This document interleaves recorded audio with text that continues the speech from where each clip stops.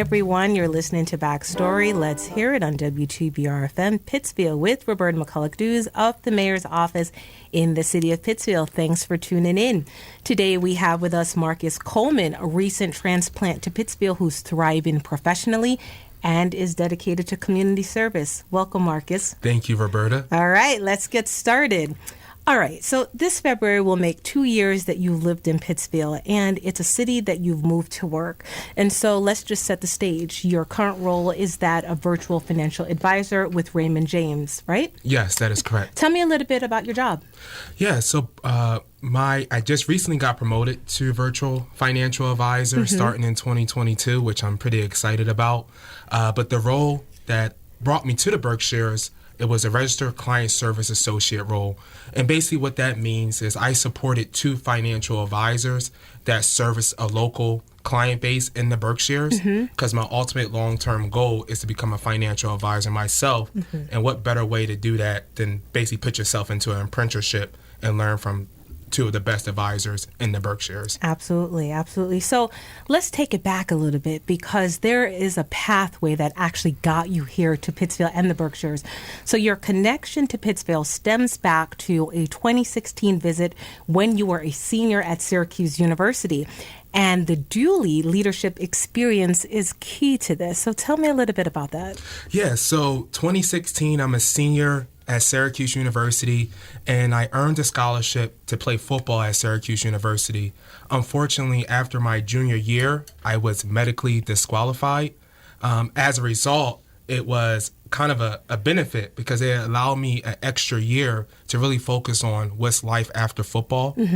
And there was a program, it was called the Dooley Leadership Experience, which helped undergraduates transition from college to the workforce. And being a kid from the inner city of South Jersey, of Camden, New Jersey, I said I needed this resource to help me be successful in the next chapter of my life. Long story short, I met Linda Dooley, who's the creator of the Dooley Leadership Experience. And over the last 4 years, our relationship has grown where she basically became my second mother, which led to multiple visits to the Berkshires. And she also had an annual retreat that was for professional development, not just for undergraduates, for managers, people that were considering going to become entrepreneurs. So that constantly kept me in the Berkshires. Nice. All right. So what was your first impression of Pittsfield when you visited? My first impression was I'm in the middle of nowhere. I had the similar bias as most people that didn't grow up in Massachusetts. When you hear, oh, we're going to Massachusetts, you automatically think Boston. Right. So my mother still thinks I live in Boston, and she lives in Florida. She's like, oh, I was watching the Boston weather. I'm like, Mom, I'm in the Berkshires. Yeah. There's no point in trying to explain it to, I tell my friends multiple times, I said, I'm closer to Albany than Boston. Yes. And I'm like, oh, okay. And still, the next day. Right. But my first impression was this is in the middle of nowhere. I don't know what I'm getting myself into.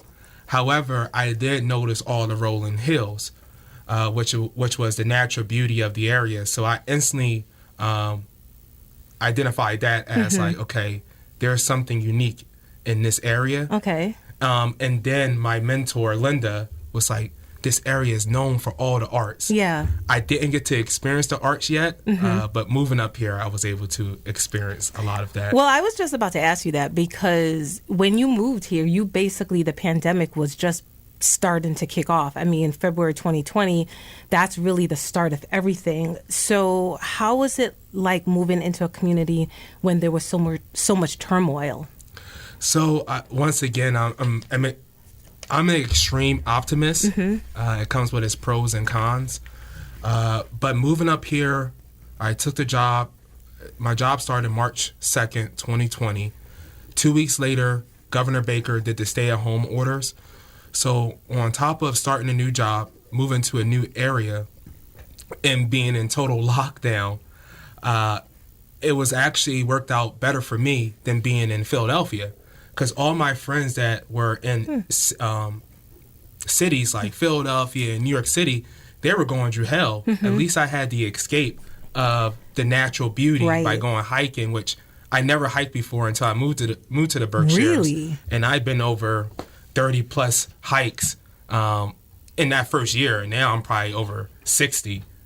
Wow. So you had never hiked before? Never hiked before. I went from never hiking before to having hiking boots, yak tracks, snowshoes. I'm all in outdoorsman right now. Wow. There's something to be said for the juxtaposition, right? From city life to living in, I wouldn't call this a rural environment. I mean, it has a bucolic feel.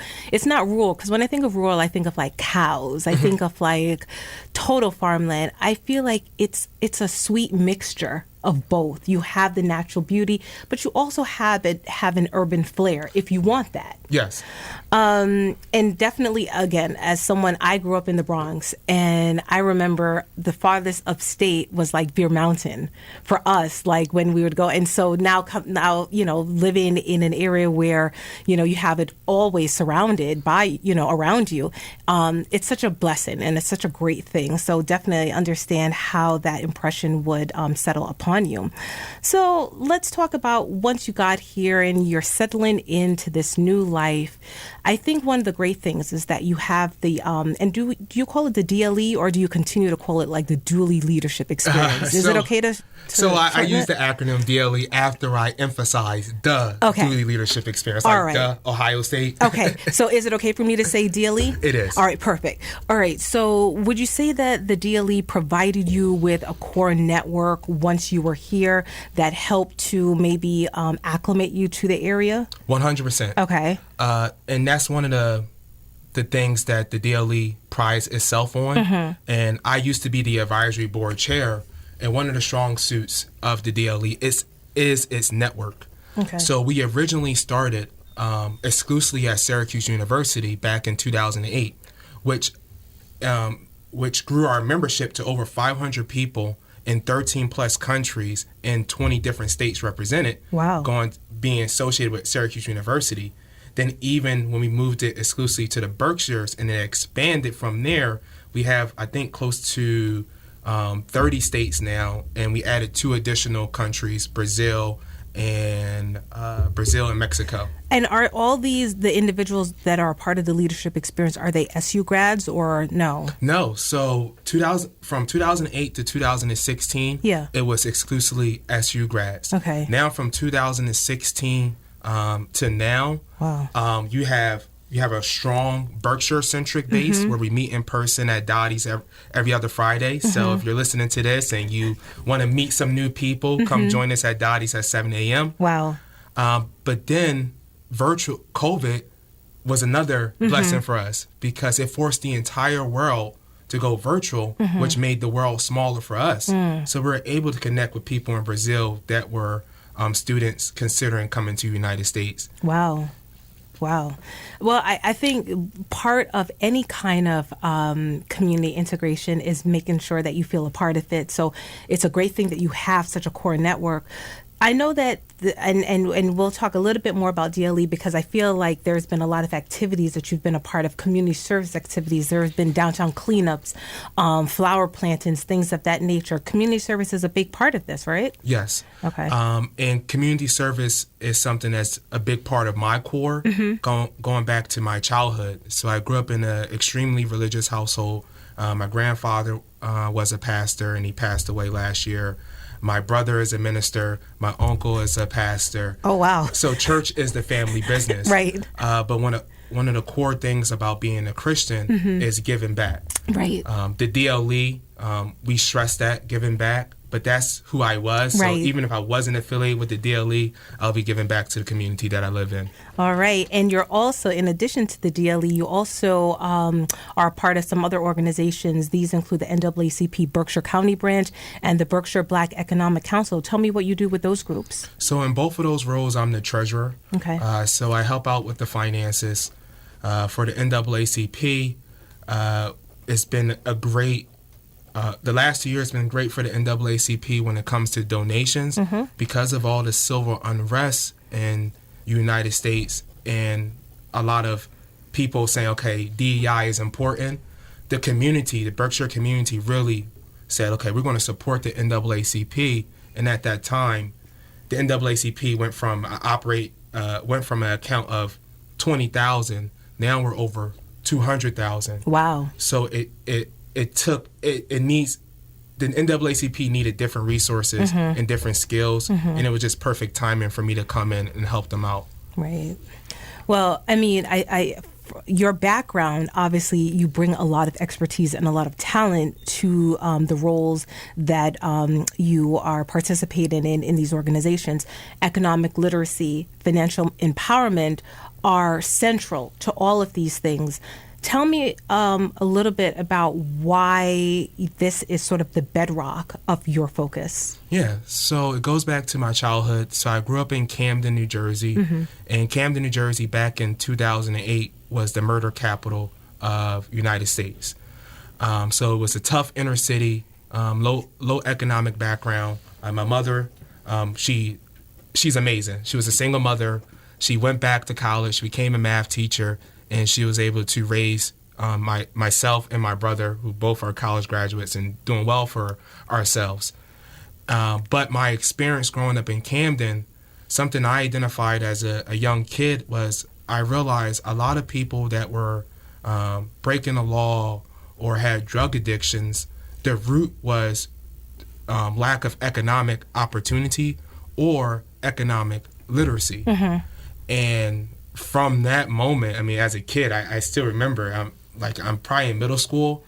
I said, I'm going to make my dedication to this. So I focused on getting into a private high school, which was Camden Catholic. Then after Camden Catholic, I focused on getting into a college that had great academics, which was Syracuse University. And then led me into becoming a financial advisor. Well, you know, I feel like sometimes when you're navigating these environments, you see a lot of things.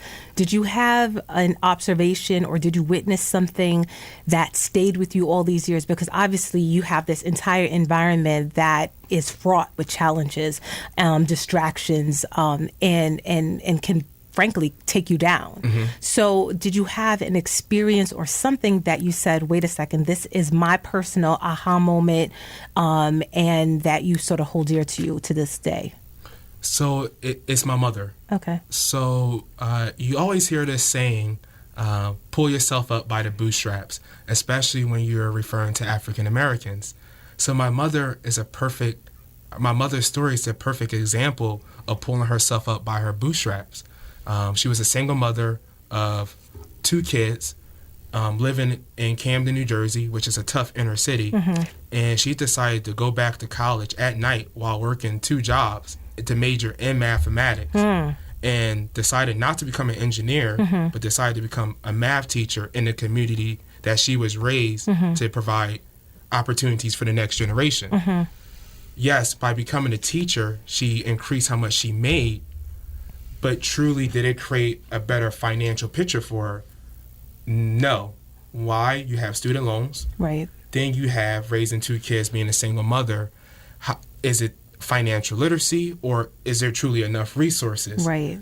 So that's what really stuck with me, because a lot of times my community, when they go into a financial institution, they always feel like it's their fault.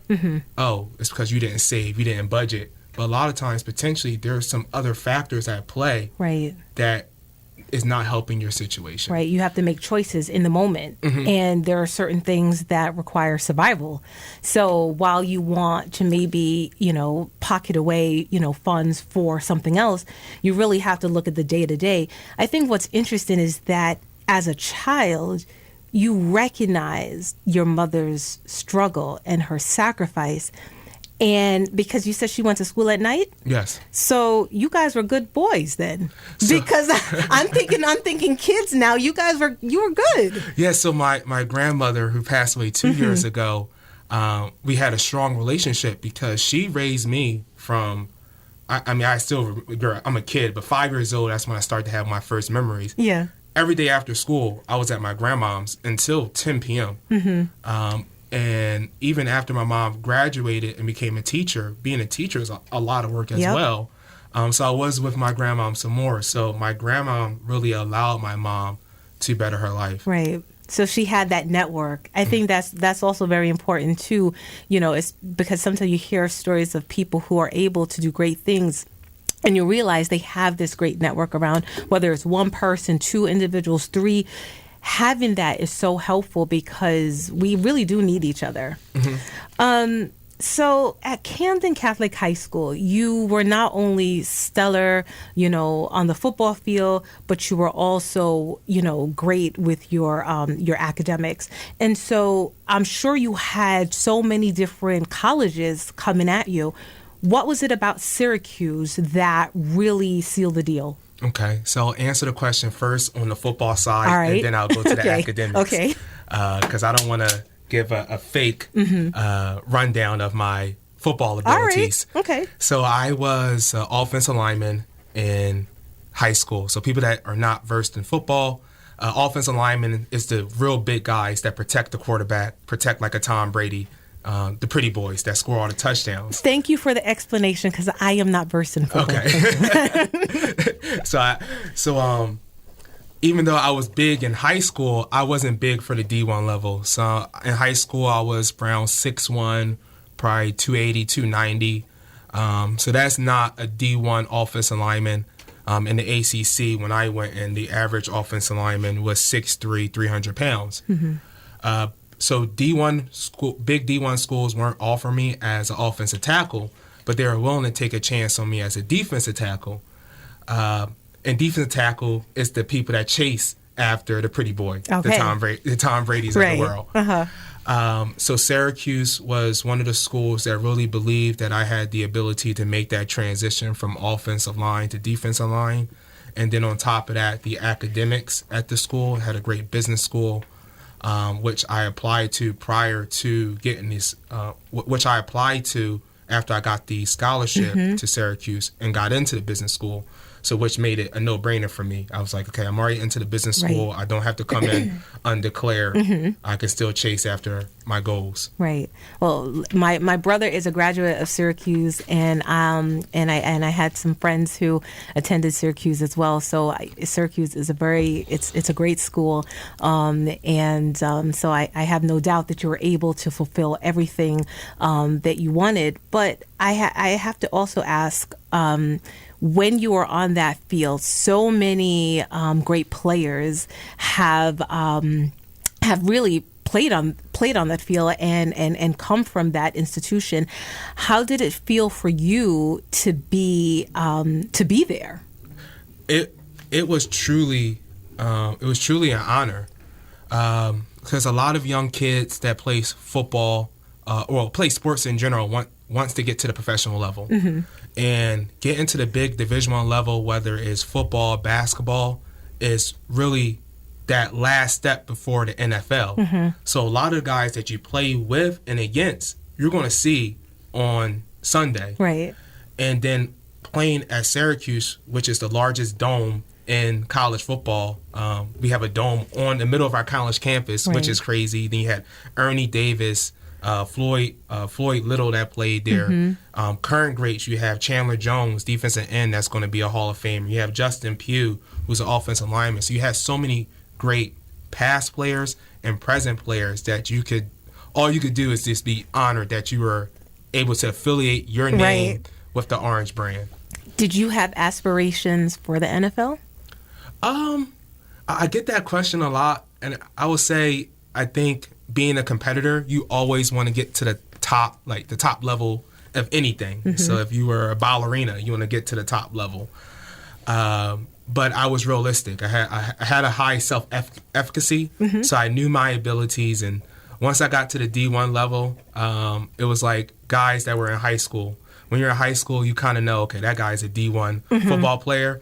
I was at Syracuse. I'm like, all right, you are an NFL football player. I need to focus on my education a little bit more. Right. You were able to put things in perspective. Yes. All right. So with that being said, midway through your undergrad experience, your football career actually had it stopped. It came to an unexpected end because you had some chronic foot injuries that you were dealing with. That must have been really devastating for you. Even though you are, you're an optimist and obviously a realist, you still were passionate about football and the game. How did you handle that at the time? Yeah, so retrospectively, after getting more versed in mental health, I realized I was going through a process of losing an identity. So my entire life, even though I was good in academics and I had other skills like playing the trumpet, I was Marcus, the football player. And getting medically disqualified at that level, one, my identity of being a football player was over, and I need to establish myself as something else. And then two, I truly didn't have control of the end. It would have been different to graduate and know that, okay, I finished it out, I gave all I can. Right. This is the end of my journey. But to feel like it was pulled from me prior to me completing my task, that was something else hard to manage. So that year for me, that was tough mentally. My grades slipped. Even though I had more time, the focus was, wow, who am I? What am I supposed to do because now? Because suddenly everything shifts. Like, you no longer go to practice. You no longer, that camaraderie that you have with your team, it's different. It's all gone. It's basically losing it overnight. And I think for someone, you still got to remember, in college, I still consider myself a kid. Right. I mean, you're not 29 years old. Right. You're still a kid. Yeah. So processing something that major, retrospectively looking at it, was a lot. But I learned a lot from it too, because now, 5 years later, I realized that I am more than football, and I proved that to myself, which is so much confidence that is just allowing me to accomplish even more. What did you have people around in your corner who were helping you get through this? Yeah. So my roommates, my roommates, also my teammates, they were great throughout this process, because unfortunately, one of my roommates was the starting quarterback, Terrell Hunt. Okay. The year before, he broke his leg. So he broke his leg. He only played 6 games. He was doing very well in the ACC. So the whole offseason, he worked hard. He gets back. He earns a starting job again. Second game of the season, he tears his Achilles. So it was to go through that process. Yeah. Him tearing his Achilles came after me getting medically disqualified. Oh, gosh. So it was like I was able to help him, but at the same time, he was able to help me. Wow. But you bounced back. I did. And you still maintain academic excellence, and you ultimately graduated from, I guess the full name is the Martin J. Whitman School of Management, and your concentrations are in that of finance and supply chain management. Yes. So I gotta read one of your favorite quotes. It's from Ken Chenault. He is a former CEO of American Express, and he's one of the first African Americans to become a CEO of a Fortune 500 company. And it reads, "Many people don't focus enough on execution. If you commit to getting something done, you need to follow through on that commitment." When did you first ascribe to that quote? So I obviously wasn't thinking about it as a kid, but as a kid, I always wanted straight A's. And really, yeah. So my first B. So I graduated valedictorian from middle school. Okay. My first B came my freshman year in high school, and I still remember it, and I cried. I had many B's since then, and a couple of C's in there, damn near.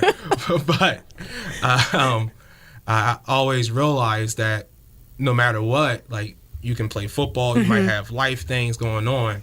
If you set a goal, you got to get it finished. Right. So that's where I always had that focus. And now that I'm older, that's what people value in business. You have a lot of people that give you a lot of talk. Yeah. Everyone can say they can do something, but the person that delivers, right, that's the one that comes out on top. Absolutely. It's that 360-degree cycle, because you're right, there is that starting point.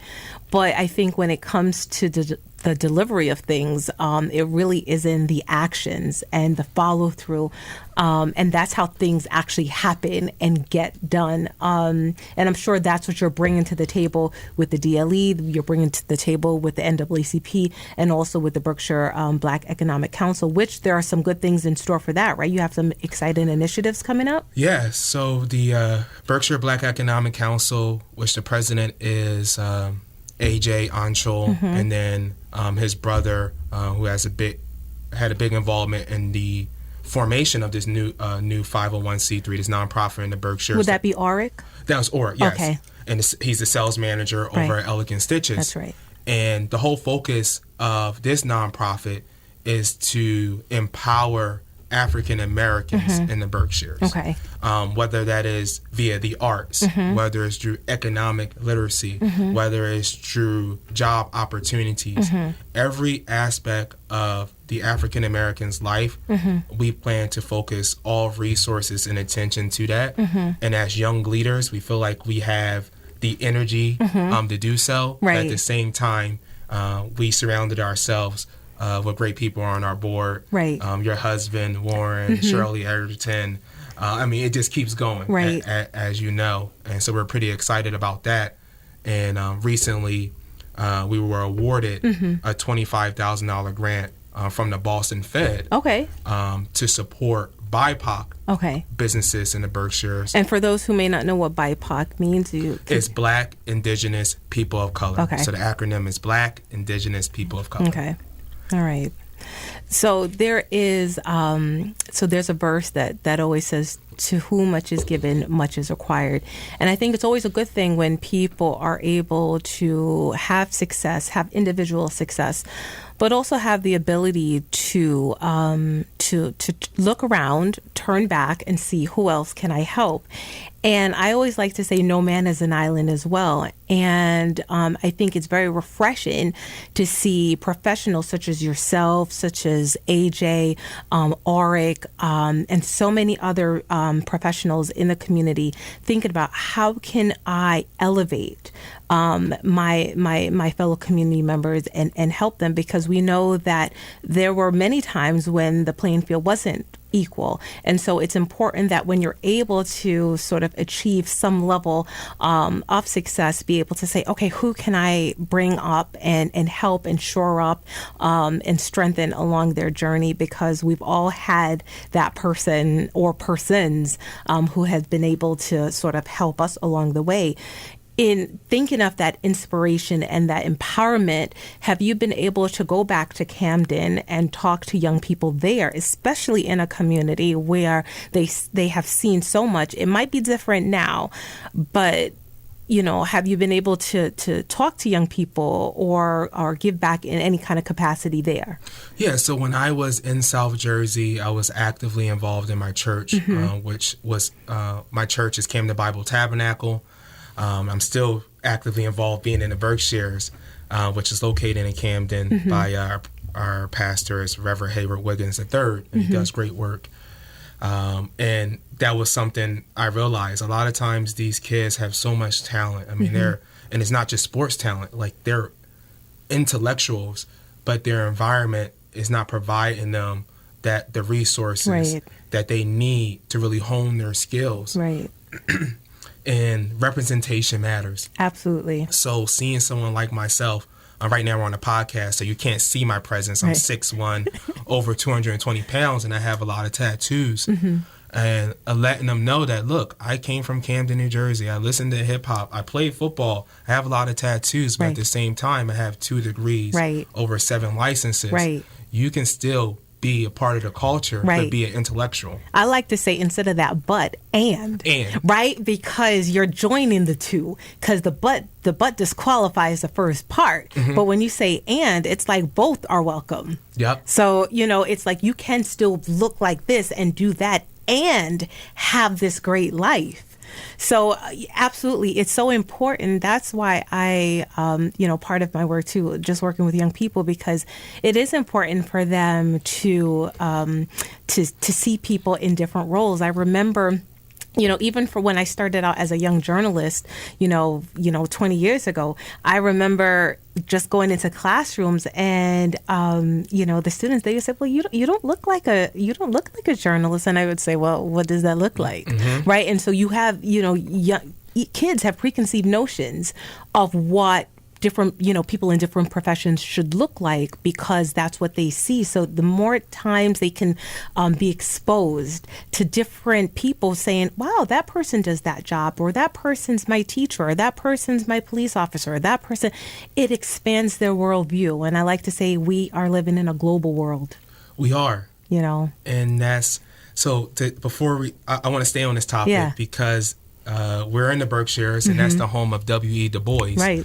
and one of the greatest intellectuals of all time. But one of my favorite writings by him, and that was introduced to me by my brother, is on dual consciousness. Is we know how we are perceived by our own community, Right. but once you get into the dominant culture,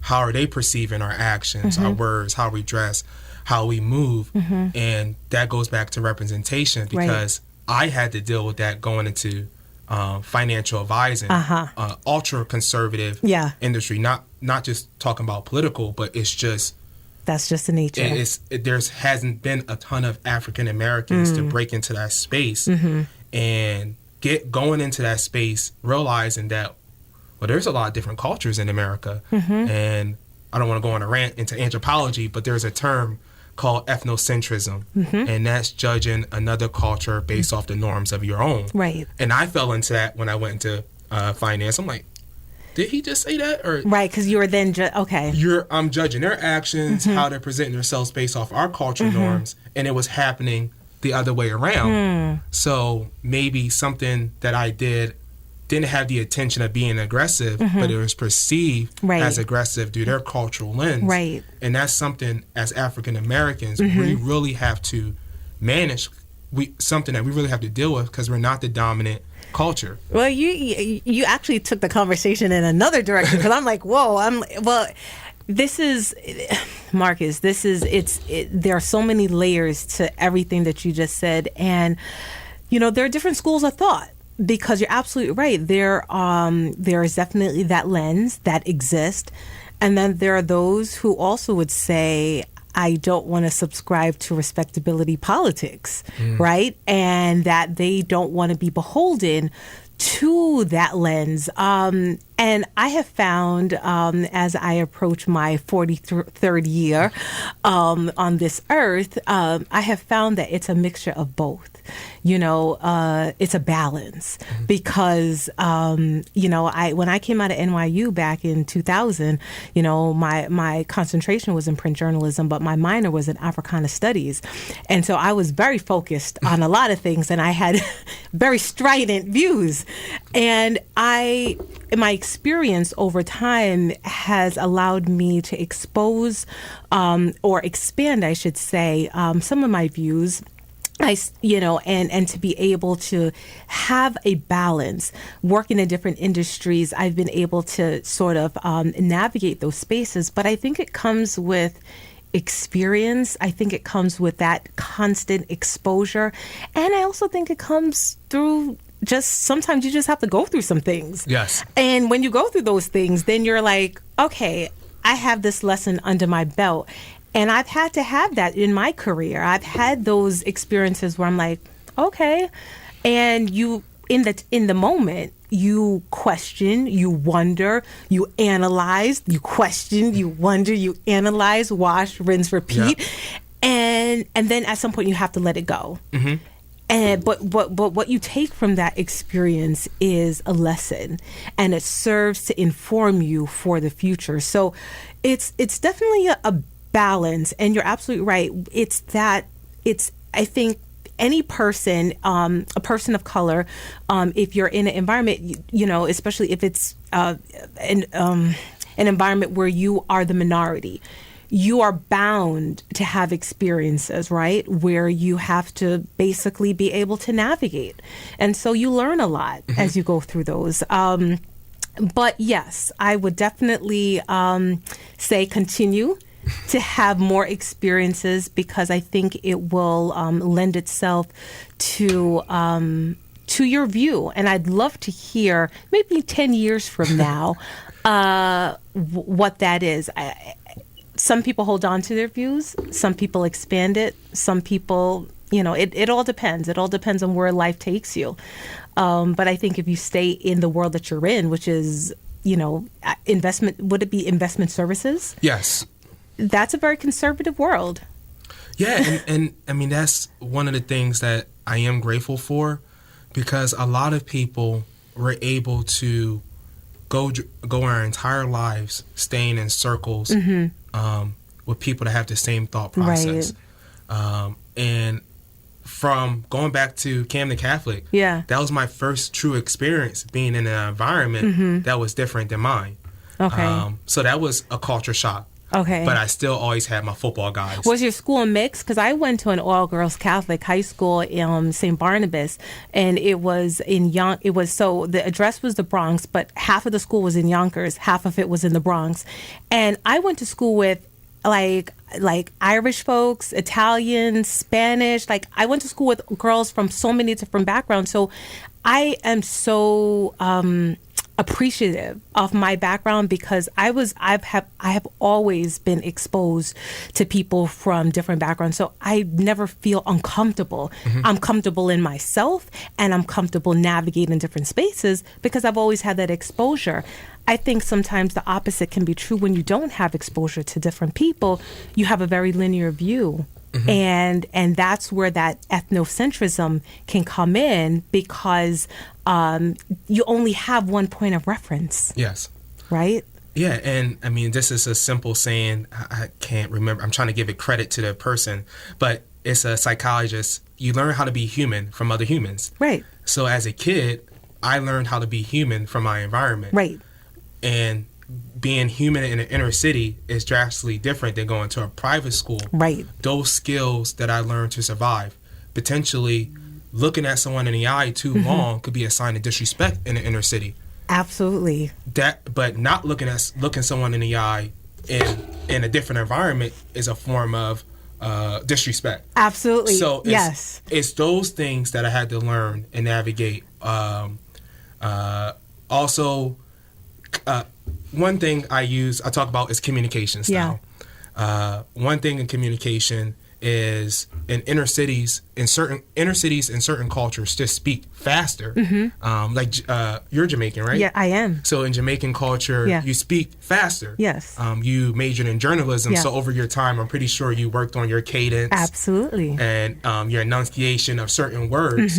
But growing up in inner city, then going to Camden Catholic, I did not speak the same language. My vernacular was different. Okay. And that's the same thing from when I went from college into investment service. But see, but what those backgrounds afford you is the ability to shift. Oh, yeah. And so you're able then to go into different environments and shift. How I am with my friends who I grew up with is not how I am in a professional realm. Not that it's vastly different. I don't want to give that impression, but just in terms of the, and I think we all do that from all backgrounds, we all are able to shift into those different spaces with some level of comfort, some level of ease, because we are in that known surrounding. But there is a particular emphasis on being able to shift from a cultural environment into, say, an academic environment that is vastly different. You have to pick up the norms. You have to pick up the cultural norms. So you almost have to be a quick learner. So not only are you picking up on that academic, the academics aren't your only focus, but there's also a social element that comes into play because that is part and parcel of your academic experience.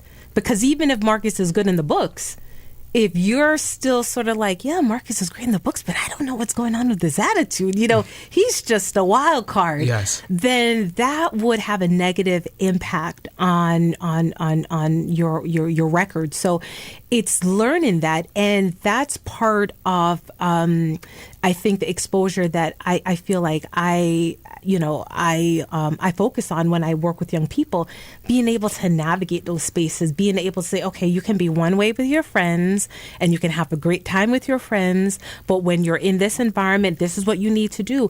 And it's not changing who you are. You're not being less than who you are, because sometimes people say, well, I'm going to keep it real. Yeah. I want to keep it real, and this is me, and you're not going to change me. And maybe 20-year-old me kind of felt that way too. I was like, this is me, and you stand your ground. But at what cost? You stand your ground at the cost of opportunities, and also you close yourself off to things. Yeah. Unnecessarily so, because it's not a great position to take, because it's when you open yourself up to hearing different, experiences and different views. It doesn't take away from who you are, but you're able to sort of be a participant in the process. No, it's so true. And what you just explained was assimilation while still maintaining your true identity. Right. And a lot of times, and I had to go through this. So you mentioned about 5 minutes ago, I wonder what your beliefs are going to be in 10 years from your experiences, how they change. And I can give you an example of how my beliefs changed in just 5 years. So I had this negative connotation around assimilation. Assimilation, I always took it as you're absorbing the dominance culture norms and losing yourself. But like you just explained, assimilation is not losing yourself. Right. It's I use the analogy of we all have this experience. You had the kids table as a kid, and you had the adults table. Why? Because an adult is going to talk to a kid differently than how they talk to an adult. Right. And what you just explained, you're going to talk to your friends differently than you talk to your mom and dad. I'm not going to go to my mom and dad and say, yo, what's up, mom? Right, exactly. I mean, maybe some people have those relationships with their parents. Not my parents. Yeah. I can't do that, but that's not me selling out. Right. Exactly. There's this weird, I don't want to say weird, but there's this focus that if you don't do X, Y, and Z, then you're not true to the culture, you're not true to yourself. And that's not the case. I have found, that it's okay to bring yourself to the roles. I give you an example for me. So I have locks. I started my locks a long time ago before locks were trendy. Yeah. And now they're the trendy thing. But when I started locking my hair, and for those people who may not know what locks are, so it's a shortened version of what's called dreadlocks, right? And so for me, I made that decision like 20 years ago to lock my hair. And that was a personal decision. Some people say, well, were you becoming like a Rastafarian? No, nope. It just was a stylistic decision I wanted to do. And I would be remiss if I said that I didn't think about how that would be perceived in the environments that I was in. But I was always I knew that it wasn't going to look crazy. I knew that I was always going to bring my best self wherever I went. And so, yes, my hair was different, but I always felt like I brought my best self to whatever environment I was in. And I've gotten to the point now where I'm like, well, if you're not able to bring your best self, then that environment doesn't deserve you. Right. And so that's it. It's no longer, I have to do everything to fit in it. Are you able to bring your best self? And I think for young professionals of all different backgrounds, that's the thought. Because that's when we think about DEI and we think about diversity and we think about, work environments that thrive. That's how people are able to thrive, when they're able to be themselves and be productive, and not feel like they have to be put in that proverbial box. No, and I mean you hit it on the money.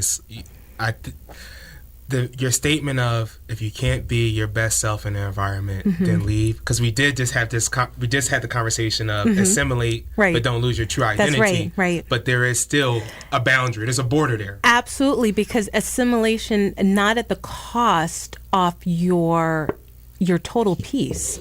So, and I think, and again, these are things that are acquired over time, because it's very easy to go to one end of the spectrum and say all or nothing. I've seen that. I've seen people say, well, I'm out. I'm done. And I'm like, oh, gosh. I mean, I come from the school of you definitely, you pay your dues, you stick with it, even if a situation, sometimes even if there's levels of discomfort, you just don't run from that first thing. So that's the school that I come from. But I've also seen that there is a new generation that is like, okay, you look at me wrong, I'm out. That is I'm true. gone. Like, all right, I'm done, I'm out. And I think that there has to be a balance, right? You have to be able to reconcile, okay, what is my peace worth? Right? When it comes down to it, what is my peace worth? And when that peace starts to affect your productivity, that's when you have to start to really, do that self-analysis and make those decisions that are, important for you. But Yeah, it's so many things. So many things. I totally did not expect our conversation to take this turn. But like I told you before we started, I said the conversation can go anywhere. And I'm so glad it did, because I think that there are people, young professionals out there that have these thoughts, are thinking that. And especially if you are a part of a BIPOC community, then there is that feeling of wanting to fit in. And those are questions. Those are very real questions. And when you stand out for whatever reason, anyway, you think about those other factors too. So I think lots of food for thought, lots of terms for people to look into. Yes. So, all right. So let me switch gears a little bit. You mentioned that you played an instrument? I did. Okay, all right. So not only football, not only finance, but also music. Yeah, so that's a fun story as well. So my being part of the church, like I mentioned, the church was the church is central to your life. Oh yeah, and it's still central to my life. I need to find a church home up here, as well. So if you have any recommendations, all right. Please let me know. My first love was music. So my brother currently still plays the piano. Okay. My mother used to play the piano. She no longer does now. But I played the trumpet from 5th grade all the way up to 9th grade. I traveled in a little jazz ensemble. Really? Yeah, I was serious about it. Wow. And the reason why I stopped playing trumpet was in my 9th grade, I got to Camden Catholic. And the reason why I'm at Camden Catholic was the high school coach. He saw me in the spring league. Yeah. Thought I would be good, fit for the team. And he saw me pursuing music. He was like, look, Marcus, you can either pursue the trumpet. Yeah. Or I'm pretty sure you got a $250,000 scholarship in your future. And he was like, I really think you should focus all in on football. So at the time, I'm like, yeah, I like football. I'm focusing on football. In hindsight, that wasn't a good reason for me to stop. I should have kept playing. I still own a trumpet. I have it in storage. I can't read music as well as I used to, but that's something I do want to pick up again. I used to play the flute, and I started in elementary school, and then I continued playing at the Harlem School of the Arts, and I played in an orchestra. Oh, and wow. yeah, and so just thinking back, like I don't know. I mean, thinking about playing now, I'm like, oh, it would be rusty. Yeah. But I think back to my middle school self, and I'm like, wow, I played an instrument, and I was in an orchestra. That's pretty. You're the real deal. That's pretty impressive, and it was cool. And I don't know. I mean, maybe one of these days I'll just for the fun of it, I'll maybe rent out a flute and try to put it together. Oh, you have to. Your whole family is musicians, right? Well, listen, Warren is a singer. Okay. Let's see. My brother, my immediate family, they're more actors. Okay. Wes tried playing, was it the trombone? I think the trombone, one season he tried to, that thing was so big. Okay. He tried doing the trombone, and Kennedy tried her hand at the flute as well. But they more have theatrical inclinations. Okay. They were BTG kids, Berkshire Theater Group kids. Okay. Yeah.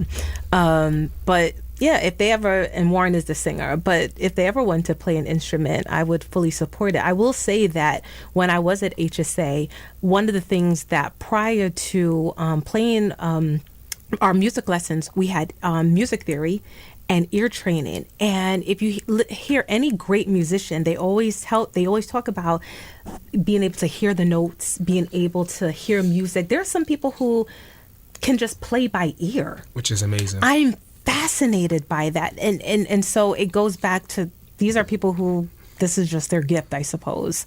So I'm not included in that group. but that's okay though.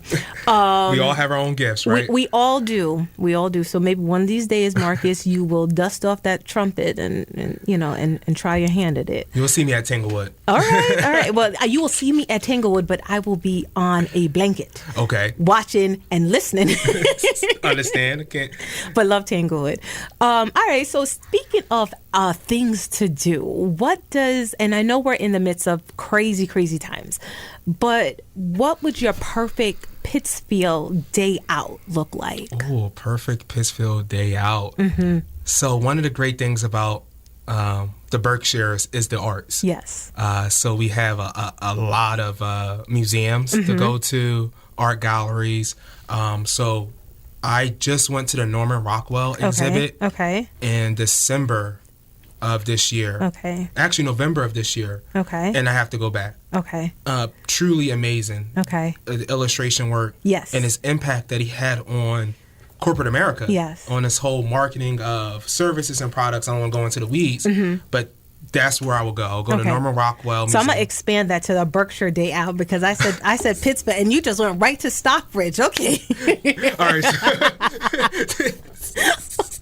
So take a step. We got Berkshire Museum. Okay, thank you. Okay, so Berkshire Museum right here in Pittsfield. Okay. And then Allie's my girlfriend. Yes. We love to go to different restaurants. Okay. In the area. One of our favorites is Mission. Mm-hmm. I mean, not Mission. Wow. Is it Methuselah? It's not. It's District. Sorry about that. But Mission and Methuselah are both great establishments. Mm-hmm. Methuselah is great to go for drinks late night. Mm-hmm. Mission, I love going there for my beers and live music. Mm-hmm. And then if I want to go, trying to think. Oh, then go on hiking. Okay. You have a ton of trails just in Pittsfield. You have Pittsfield State Forest. Okay. I've never done the trails in Pittsfield State Forest. Do you have like a favorite? So, I mean, do I have a favorite trail? Yeah. One of my favorite things is a fun fact is at the top of Pittsfield State Forest is Berry Pond, which is the highest elevation of water in Massachusetts. Really? Yeah. Fun fact. If you go up there, it will show you that. Oh. Who knew? Yeah, who knew? And maybe someone need to fact check me because I could read the sign wrong. But apparently, Berry Pond is the highest elevation of water in Massachusetts. So getting up to Berry Pond, is it arduous? Is it a great walk? So you actually, as a part of the driving route, so it takes you up to the top, which it has a nice vista at the top of Pittsfield State Forest. If anyone's looking for a cost-effective date, that's a great place to go. Okay. And then you can hike around Berry Pond. It's flat, so it's not a lot of elevation. So if you're new into hiking, that'll be a great. So you first drive up there, and then you can walk. You can walk around Berry Pond. Okay. So there are lots of things to do in Pittsfield. Oh yeah, it's a ton. All right. I just had to put that plug out there because sometimes people say there's nothing to do. And again, I think that goes back to your perspective, right? If your perspective is based on X, Y, and Z, then you're going to say there's nothing to do. Mm-hmm. If you allow your perspective to be opened up and expanded, then you realize that there are countless things to do. And we're in the winter season. Yep. So you mentioned, was it yak tracks or? Yak tracks. Okay, so or snowshoes. Or snowshoes. So do you go snowshoeing? So I haven't yet this year. Okay. But I have in the past. All right. You got Canoe Meadows right in Pittsfield that you can go to. That's great for snowshoeing. Really? Yeah, Canoe Meadows is great for snowshoeing. Now that Marcus has said it, now Canoe Meadows is going to be overrun with people snowshoeing. Okay. People in that part of Pittsfield don't get mad at me. All right. It is a great recommendation. I think the people who oversee Canoe Meadows will appreciate the visitors. All right. So Canoe Meadows is good. Anything else? Any other recommendations? So I haven't been skiing yet or snowboarding, but Bosque. Okay. You're a skier. I'm not a skier. Oh. I haven't yet. Oh. But I thought you meant you haven't yet for the season. Oh, so I haven't in general in my life. Got it. That's one of the that's one of my I want that to become a new hobby. All right. Moving to the Berkshires. Right. I picked up hiking. Okay. Now I want to pick up skiing. All right, skiing's next. I'm going all out. And why not? And listen, 2022 is the year of Why not? We have gone through so much for the last 2 years. What is really stopping us? I say, if you have a goal, just do it. Yeah. You want to learn. Like, I have a goal. Like, I want to learn how to make clothes. Like, I have a sewing machine. That's a big goal. I think we need to readjust people's goals out here. So I think what I'm gonna start with a simple pattern, but I'm gonna try my hand at that because it's something that I actually learned in home ec. Okay. In middle school, I learned how to make a reversible vest and a pair of shorts. And I was so proud that I actually learned how to do this. And some of the things that you learn, you just move so far away from that. And I think it's very endearing. There's something charming about just getting a pattern and putting something together. So it's one of my things for 2020 and just to, my goal list. Okay, so we're putting Lululemon out of business? I wouldn't say so. Okay. But, I'm starting small. Maybe I'll start with a napkin. And a napkin? Maybe a napkin, then I patch it together. Okay. But listen, you always got to start somewhere. I mean, I'm not going to come out the gate saying I'm going to make a pair of pants. Understandable. You're being realistic. I'm being realistic.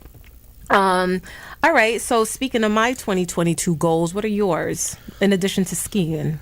Oh, so like I was making a joke, I'm going full outdoorsman. Yep. So I completed my gun safety course last year. Okay. So I submitted my check to Pittsville Police Department for my license to carry. Okay. So I plan to join the Sportsman's Club in the Berkshires to learn how to shoot. That's one. Skiing.